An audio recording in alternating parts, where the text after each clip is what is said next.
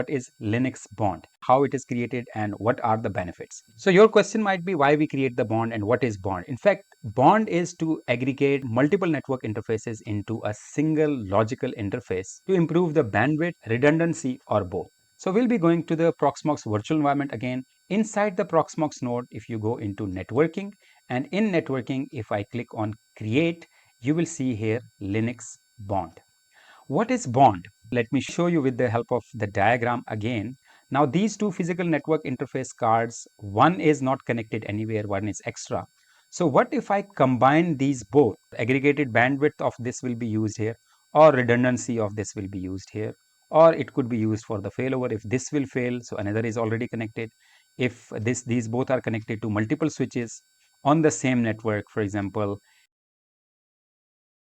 so you can see here these are connected to, of course, the same gateway but connected to different switches. Otherwise, if you have a single switch, so you can also have this configuration where the single switch is connected to both the network interface cards. And with this particular bond, so this will be connected to bond 0. So VMBR we will connect to bond 0, and bond 0 will be aggregating the bandwidth of these both. In order to create bond, these two will be working as slave. Now VMBR is right now connected to this particular physical network interface. Now we will be creating a bond which will be connected to these interfaces, and the VMBR will be connected to bond. So what happens here, if I show you, right now VMBR 0 is connecting to bridge port this. So we will be removing this bridge port from here, and we will be connecting this to bond. But before connecting to bond, of course, I need to create the bond. First of all, we will create the bond with these two network interfaces, of course, these two physical, but one is busy right now, one is already connected here. So second one is available. So second one, I will add it. So I will simply copy this particular name here, and I will come here to the create Linux bond. Its name, as I mentioned, by default is 0. So I will be adding one slave here and create. Now you can see first bond is created with one single interface, right? It can be, of course, created with one interface also, but the purpose of bond is to aggregate multiple network interface. You could have 2, 3, 4, or whatever network interfaces you have. So if multiple network interface cards are there, so you can bring them under one bond or two bond, and then you can do the configuration. And remember that when you configure bond, there are multiple modes available. Each mode will have different type of bonds. Sometimes you might need to aggregate the networking together. Sometimes you might need to have one for the primary and one for the secondary. If one fails, so another interface should work. Switch also needs to have the configuration for various type of modes. But if you do not have the managed switch, then you can go with different configuration that I'll be discussing here in this particular video. So let me show you again. If I go back to the configuration now, first interface I have added here to this particular bond. So now second network device also I will add, but right now let me show you again. If I try to ping 10.11.12.40, and I will continuously ping it, of course I'm getting the response now. Now I will do one thing, that I will just change this VMBR from physical port, which I'll show you in the diagram so that you get a better idea. I will disconnect this from, so this is right now connected here directly. So I will disconnect this from here and I will connect it to bond. So I will disconnect from here, I will remove this, and I will type bond 0. Okay. Now what happens here, that this VMBR is connected to bond 0. And if I see bond 0 is having one slave right now. We will now add this one also, which is now extra. But for the time being, I will apply the configuration, but make sure that bond is already connected to the physical node. Otherwise, you will get disconnected from the Proxmox web user interface. Now it is pinging, of course. You can see timeout was there, and now instead of the physical interface, it is now connected to bond. Now if you see here, it is now connected to the bond, and here you can see in the VMBR 0, the Linux bridge is connected to bond. But this bond has only one physical interface right now. You can see here one physical interface. I will add another physical interface also. I will copy the name of this. This is the name. I will copy this, and I will go back again to bond, and I will mention the second one here with space. So slave space paste here. So these are now two physical network cards connected to this bond. You will see here the old configuration. So where it is available, etc network interfaces, bond will be slaves.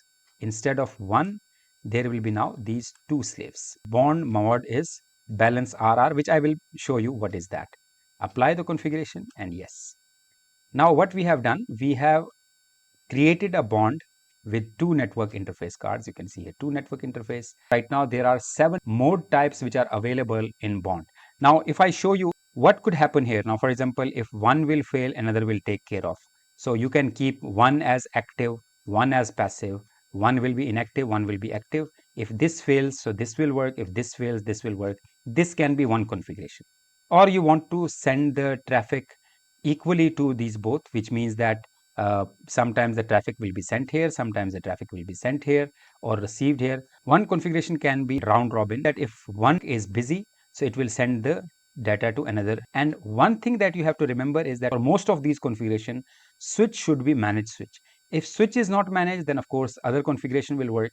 The first configuration, which is default, by default it is balance RR, means balance round robin. It means that the packets are sent sequentially. So in round robin, it will distribute the traffic, the bandwidth will be increased, and traffic will be equally sent across both the network adapters or both the network interfaces. But what is the requirement here? Of course, as I mentioned, the requirement is that switch must support this configuration, and in some scenarios it might cause out of order packet also. That is one limitation. So another configuration is, I go back here to the mode, so it shows active backup. Only one interface is active at a time, so other will remain on standby. So in this case, as I mentioned, one will be active, another will be standby. So it will be sending the packet to one of the network interface cards, another will be inactive. So there is no special configuration required at the switch level.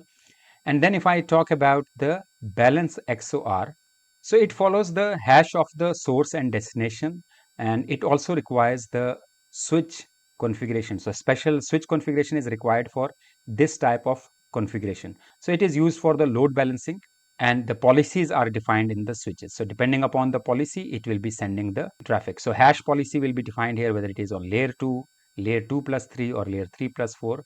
Then is the third configuration type, which is the broadcast. In broadcast, what will happen, that the packet will be sent to all the network interfaces which are inside the bond. On this VM, the packet is created. Packet will be sent from VMBR0 and it will be sent to both. Destination, only one packet will be received. But the good thing here will be that there is no chances of getting the packet lost, because you are duplicating the packet, and this packet goes here also and this packet goes here also. Packet is sent to both the network interfaces, of course. So it means that the bandwidth is utilized here. So this is not efficient, but this is of course reliable way. So if your application is configured in such a way that you want to make sure that the packet is received despite of any network issue, so you want to make sure that packet received at the destination, so you will be using the broadcast configuration. Then is the link aggregation control protocol. If you are using it for the both purposes, for the high performance and the redundancy, then you will be using LACP or link aggregation control protocol. Switch should also have a proper configuration. So you will need to also define the hash policy here depending upon the switch configuration. And then we have the last two modes which I am using the most, and I will also recommend you both. If you want to go simple, you can go with balanced TLB or balance ALB. ALB is adaptive load balancing and TLB is transmit load balancing. So your transmission will be having the load balancing based on the current load on the network. If this particular, for example, if you are sending the packet from here, if this node is busy, so it will send it from here. And if this node is busy, it will send from here. But for receiving, it will not look into that. But if you do adaptive load balancing ALB, so for receiving also, it will look which one is busy, and if this is busy, it will receive the packet from here, and if this is busy, it will receive the packet from here, and it will do the same for sending also. So this is how the ALB works. I will be using balance ALBs, but it all depends what is your application requirement, what is your database requirement, and so on. If it is you need the high availability, if you want to make sure that not a single packet is lost, of course you can go with the broadcast mode. If you want to make sure that load balancing and redundancy both are taken care of, then you can go with LCAP, it needs the switch configuration also. You should know how the switch has to be configured. If you don't want to go with the advanced configuration, then you can go with the balance ALB or balance TLB, depending upon how you want to do it. So here you can name it the Linux bond for load balancing. Just for the notes, we will add this, apply the configuration, and yes. But here you can see it timed out, and now we are able to see this, it works fine. You can create multiple bonds also, and multiple bonds can be connected to multiple physical interfaces. So some of the physical interfaces can be used for the load balancing, some of them can be used for the redundancy, and so on. Of course, it all depends on the size of your network. As I am showing you this in home lab setup, but the configurations that I have done and the configuration that you might be doing, it might be extremely large data center, it might be your cloud infrastructure, it could be any configuration that you might be doing. Depending upon what type of configuration you are going to do, you have to apply the same strategy. There might be multiple access switches, multiple core switches created, and you might be connecting to multiple physical networks. So depending upon what your physical connectivity is there, you will be accordingly making the bonds. Of course, this is on the local network. As I mentioned, software defined network will be different configuration. I will show you that also. But in this one, we have seen how we have created the bond, what is the function of bond, why we should create the Linux bond, and how to make sure that we do the best configuration of Linux bond. Let us continue. We will see what is Linux virtual LAN and how it is configured, and what is VLAN in Proxmox.